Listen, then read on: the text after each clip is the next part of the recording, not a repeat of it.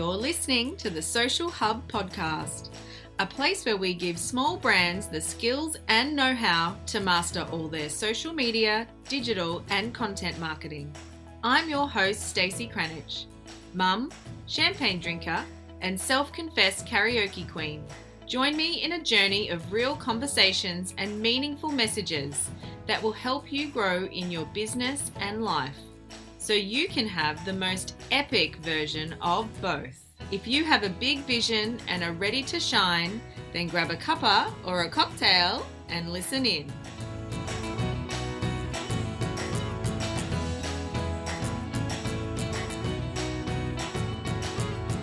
Hey!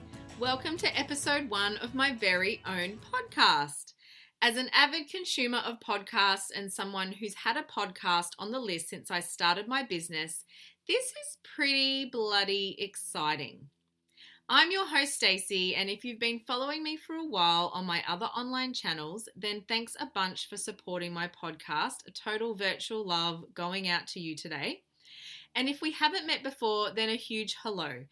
I am sure we will be fast friends in no time. So who am I and what can you expect from this podcast? Now, I know that it's customary in a lot of first podcast episodes to give you kind of a bit of a spiel about who I am and why you should subscribe to my podcast, but I'm not one to follow trends. So I'm going to give you a little bit about me and what you can expect here at the Social Hub podcast, and then I'm going to actually get stuck into some content straight off the bat. If you want to stalk me more, then you can head over to Insta and check me out at @the_social_hub. And you will see that I am pretty much an open book. And if you're in the market for some free resources, then you can head to my website at allthewsthesocialhubau.com/free stuff. And I've got you covered there. So who am I? I'm Stacey. I'm an almost 40-year-old mum, and by saying almost 40-year-old, I mean it's my 40th birthday in 5 days. And if you listen to my intro, I'm a karaoke lover, and I'm having a karaoke party for my 40th birthday party. My girls are aged almost 11 and 8. Their names are Ella and Marley. And for all the mums out there that are smack bang in tween years like me, I can commiserate. It's, well, fun, right?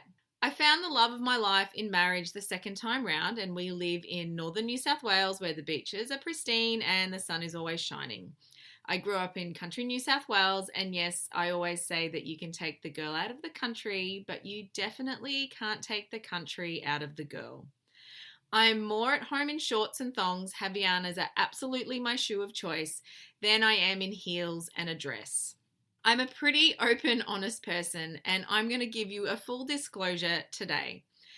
This podcast has been a DIY podcast, and I'm going to make mistakes. I'm going to say I'm going to say I might say maybe a couple of words that I don't mean to slip out, and I'm sure that if you listen over time, you will see that the quality will definitely improve.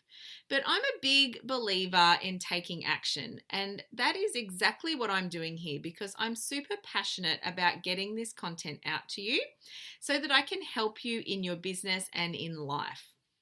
So I'm a social media strategist and sales coach. What the heck is that? And what does that mean, I hear you say? Well, as I said, I'm almost 40. And if you're listening in from the future, as in later than 5 days' time, I've already turned 40. In my younger years, I spent over 15 years in the finance industry, actually, where I lived a lot of that time as a people leader, sales coach, and small business portfolio manager. In that time, I built and led teams when we didn't even have email in our branches. We had to rely on an antiquated voicemail system.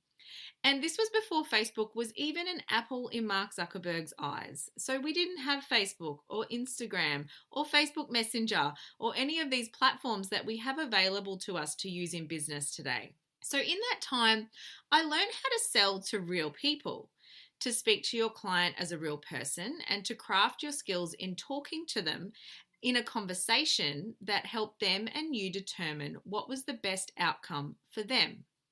You know what that did?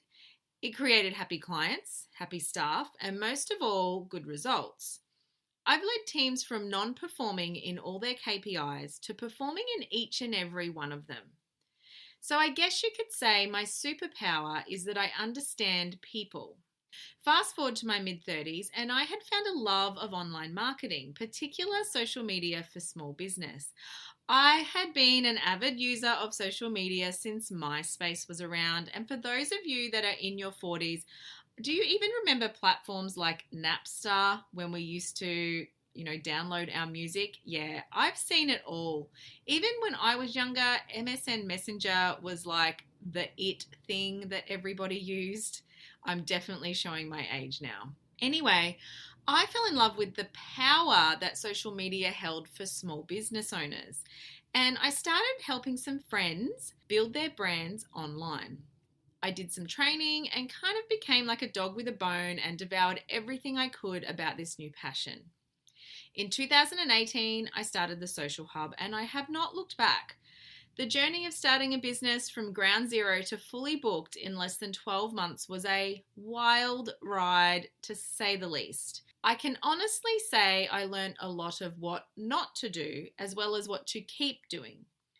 And what I share with you guys is things that I actually do in my own business and strategies I've helped real people implement. There's no gimmicks, no smoke screens or crazy processes that make no sense. Just real, useful, practical, and most of all, simple strategies that actually work. So you can grow your online presence and back it up with sales processes that will convert your audience into paying clients. So what can you expect from this podcast?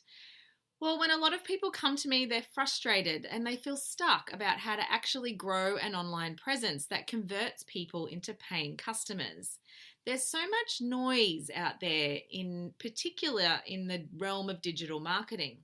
And platforms like social media are changing constantly. What might have worked last year or yesterday doesn't necessarily work this year or tomorrow. And for a small business owner that is doing everything themselves, including managing a house, maybe you've got children, and if you're lucky enough, maybe you squeeze in a social life, well, you know the drill here, guys. It's hard work. It can be really challenging to navigate all that noise and focus on what is actually going to work for your business when it comes to marketing, especially when you don't really know much about the process of marketing yourself. You're an expert in you and an expert in what you do. So I want to give you back more time to do the things that you're good at by imparting some of my knowledge and giving you the simple, actionable advice that has been tried and tested and works. There will be some episodes where it's just little old me, and there will also be episodes where there's lots of guest speakers. My kids may even make an appearance. So this will give you a space where you can come and know you aren't alone, where you can learn some great skills, where you can grow your entire business, and also some ways to help you grow in life so that you can be the business owner that you deserve to be. Sound good? Awesome. Let's get stuck into today's episode content, which is how to get noticed on socials. Now, this episode was recorded in September 2019, so these are current strategies for right now. If you're listening in from the future, these may have even changed already, in which case head to my current episodes and you'll get all the new stuff there. I've got 5 of my top tips for you that will help you create better processes that work with your socials, and I'm going to share them with you now. Tip number 1, know your ideal client. Now, you might be cringing as a lot of marketing people talk about this and it can start to sound a bit naff. So if you're rolling your eyes, bear with me. Some people listening may not have done this, or maybe it's a good time for you to go and review yours. So what is an ideal client profile? In layman's terms, it's a picture of the exact person you want to work with. From demographical information like age, where they live, and life stages, to their interests, likes, dislikes, and how you improve their life with what you offer. Why is it important to know this? Because it defines your marketing message so that you can appeal to that exact person. So much of social media marketing is based on creating quality content that attracts your audience. And you cannot attract the right audience if your message is too diluted. So while you may have a product or service that can serve many, you need to define exactly who in that many that you want to work with. For some of you new in business, you might be still defining your ideal client, and that's okay. But at least start with some sort of profile you can use to define your marketing message. For example, you might be a hairdresser. People need your services from infancy to old age, but having a marketing message that tries to capture all those people is going to be too diverse. Therefore, you run the risk of people not knowing if you specialize in what they need. So you define the sorts of services you want to offer and then the sort of people you want to work with. You might decide you want to do bridal and formal hair if we go back to the hairdresser's analogy. Maybe you want to specialize in a specific style of cutting or be a master at a color technique. It doesn't mean you can't do or that you don't offer the other services, but you lead with your primary one in your marketing. Then you define who in that realm is your ideal client. If it's bridal hair, what age group is the bride? What life stage are they in? And what are their interests or styles that they may like? Brides are a huge niche, so what type of bride's going to be yours? For example, I've been married twice, and both times I was the simplistic minimalist bride.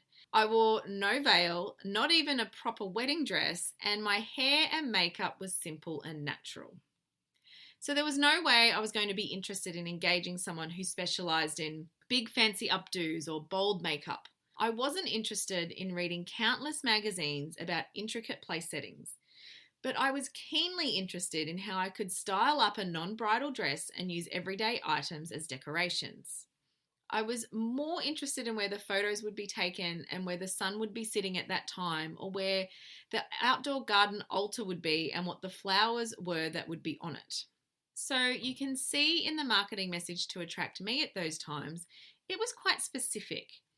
If you'd thrown images of overly bridal women at me in formal locations, I would have kept scrolling.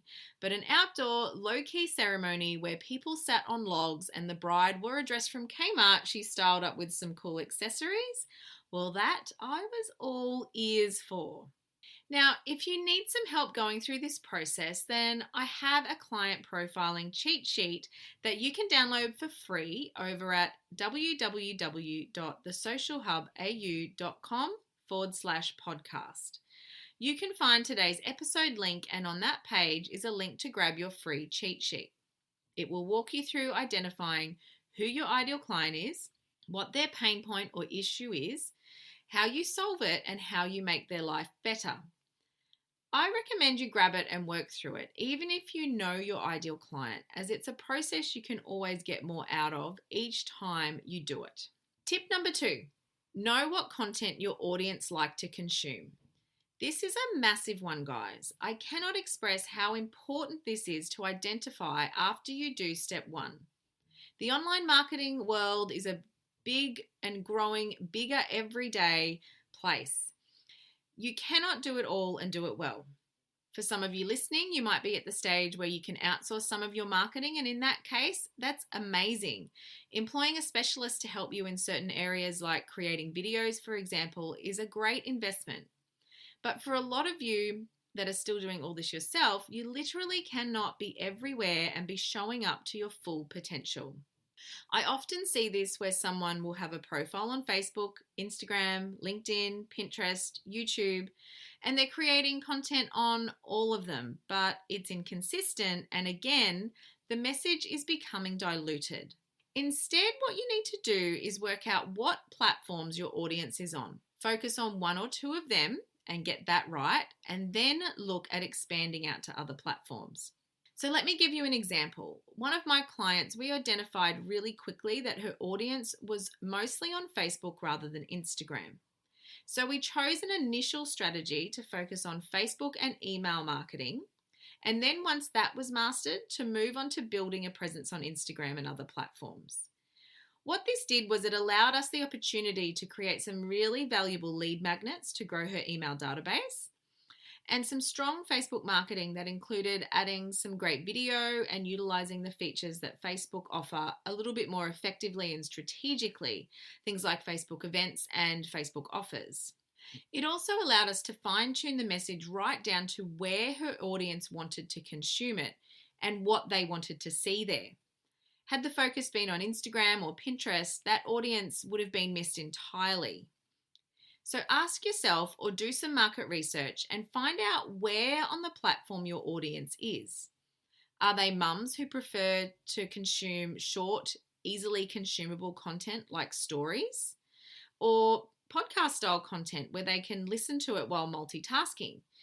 That's one of the reasons I started my podcast, is because my audience is women and a lot of mums that don't have the time to read a 3,000 word essay or a blog, but they can listen to a podcast while driving. My point is, there's no point in spending valuable time and energy creating a strategy for content your audience won't consume. There's no point doing 30 to 40-minute live videos if your audience don't want to sit and watch video that long. If your audience love lighthearted humor and behind-the-scenes bloopers, don't show them sterile pics of perfectly curated pose models for your online clothing store. If your audience is not on LinkedIn, don't focus on that platform. If your audience are people who love to interact in Facebook groups, potentially growing a group could be good for your strategy. Or if they love to flick through stories over scrolling their feed, then show up there every single day. It sounds really simple, but it's something I see so many people doing, and ultimately spreading yourself too thin leads to burnout because you're trying to do too much and not enough of the right stuff. Tip 3, take action even if it's messy action. Everything we do in business is data gathering. Now, I need to put a little footnote or disclaimer in here. I'm not suggesting that anybody throw out content for the sake of throwing out content, because content for content's sake is not a strategy. You absolutely need a strategy behind your content, but what I'm saying is don't sit there and wait for everything to be perfect, because it never will be. I think I used selfies in my feed for months before I had a brand shoot done, but I learned how to edit them and find a spot where I could take good ones with good lighting. If I'd let the fact I didn't have a perfect brand photo shoot with perfectly curated images ready to post on my feed prevent me from connecting with my audience, then I would have missed out on some massive relationship building in that time. So if you're new in business and you're still defining your offers and therefore your marketing, put a strategy together for an offer and some content and take action. The thing is, your audience will help you self-filter it. If they don't want it, they won't buy it. If they love it, they will. But in this process, you're gathering data. Then you can use that data to fine-tune your offer and your message in the future. If you're not so new in business, then you could be in a state of plateau. Perhaps tactics you used in the past aren't working for you so much anymore. So what's that data telling you? What content is working and how can you use more of that? Then put a strategy together for that content. Let's say it's IGTV. You've done some research, your ideal client's hanging out there and they like to consume that content, but you're still not sure if it's right for you. Don't wait 6 months until you can afford a videographer. Just take the damn videos and show up there. Use the data you gather from that to invest then in the style of videos your audience love when you've mastered how to use that content more effectively. Over that time, analyze the results that come from your IGTV videos. Figure out what people want to see from you and what they don't want to see from you, what the length of video they prefer from you. And when you've got all that data together, then go and invest in some software or getting some videos done professionally. If you post content and it gets crickets as a response, what does that data tell you? Was the time you posted not right for your audience? Was the style of content not right? Was your caption letting you down? You always need to be analyzing and taking action on what you learn. That is how you'll perfect your message. The result of not taking action is simple. It's no results. Nothing comes from nothing. It's absolutely as simple as that, guys. Plus, think about it this way. If you do make a mistake here and there, it makes for some great in real life content that's raw and honest. And you know what? People love that. Gone are the days where we want sterile people behind the feed. We actually want to see the real person behind it. Tip number 4, invest in compelling captions. These days, it's all about the connection on socials. Therefore, in my opinion, what you are saying overrides what they are seeing. People are more interested in your message than your image. Although your image is super important, I'm not saying that you don't need to have good quality imagery in your feed. What I'm saying is that people want to hear from you. And ultimately, the message that you spread and the vision that you give people is what they'll buy into, not a bunch of perfectly curated images. I do have another podcast episode dedicated to how to take good imagery and source good imagery coming up soon, so stay tuned for that. But for now, I'm going to stay with the captions. A lot of people struggle with creating compelling captions. They don't know how to tell an ongoing story to their audience. They're challenged around how to connect with the written word. And I know that a lot of you are probably sitting there and staring at your phones for ages before you just give up and then consequently don't write any content and consequently don't post any content for days. So first, refer back to step 3. Take messy action. It doesn't have to be perfect. My other top tips for creating captions that work are 1. Post with purpose. 1 post per day with real strategy and purpose is far better than 10 to 15 posts a week that are just posting for posting's sake. Number 2, show personality. Don't be afraid to show your personality. Write how you speak. Use words that you use in everyday life. Just maybe take out the swear words that people might not want to hear. Another great tip to being able to write like you speak is to use a voice-to-text tool and then edit the text that way. I know that some people are far better behind the microphone or are far better when the words just fall out of their mouth than sitting there typing them. So those sort of tools can really help you master your brand voice and your brand language in a very visual way. What you want to do is converse with your audience, not at them. You want to ask questions, use greetings, sit back and relax and kind of talk to them like they're sitting in front of you. You want your feed to be one big, long conversation. That's my tip number 3 for captions. Number 4, focus on benefits over features. What is the WIFM factor? So WIIFM, what's in it for me? Your average listener out there is tuning into one radio station. Radio station, destination, me. They want to know how what you do improves their life. They want to know that you understand them. They want to know why they should be following you and why they should be buying from you. Benefits and focusing on benefits evoke emotion. It's what really appeals to people at that base level of emotive conversation. And people buy on emotion and justify with their heads later. If you're going to fill your captions and your feed with features and dot points, it is just going to sound like a well-written resume. And that's not necessarily what people want to buy. Yes, they want to know about some of the features of your product, which will help them make a decision, but ultimately they will buy on that emotion, and that's where the benefits come in. Lastly, tip 5 for captions is don't overuse your CTAs and make sure that you have a mixture of structured sales CTAs and soft CTAs that lead them into your warm market. You don't need to add your website link to every post. Only add links or CTAs to direct them where you want them to contact you, like a DM, for example, and do it when it's necessary and strategic. I'll be devoting an entire episode to captions later, so stay tuned for that one too. Top tip number 5, have a strategy. Let me tell you that posting on socials alone is not a strategy. I've already said this before in this episode. Facebook ads are not a strategy. Using Instagram stories is not a strategy. Creating a lead magnet is not a strategy. They're all components and tactics that may make up how you execute your strategy. But your social media strategy is a bigger picture than those things.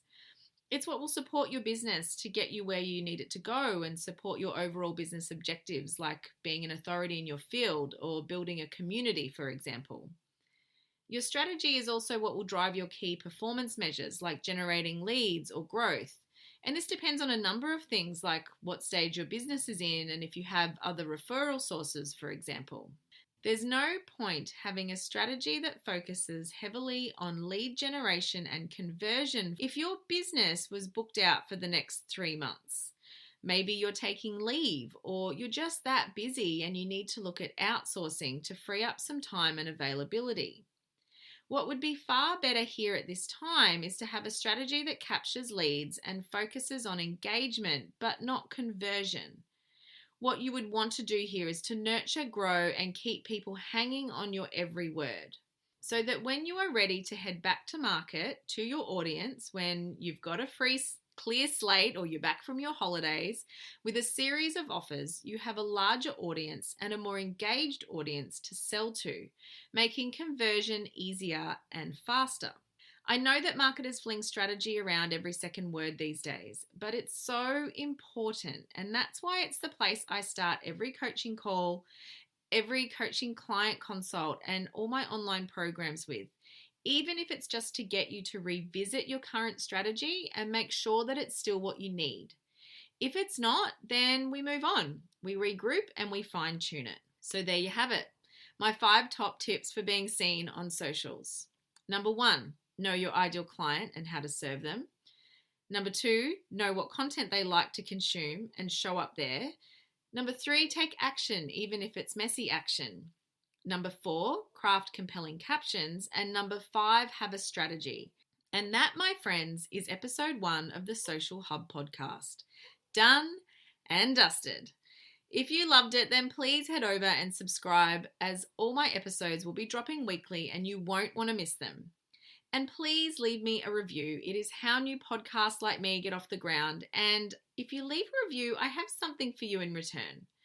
Pop your Insta handle in the review, just the @ then your profile name in the text, or you can take a screenshot and DM it to me on Instagram at the _social_hub, and I will be picking one person to give a shout out to on my next podcast episode and my Insta stories. Until then, guys, stay classy.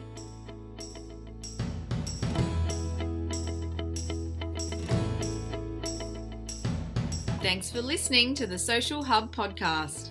You can find the show notes for today's episode over at allthewsthesocialhubau.com/podcast. And if you want to join me in my community and continue the conversation, jump over to Facebook and join the Social Media 101 Facebook group. Until then, stay classy.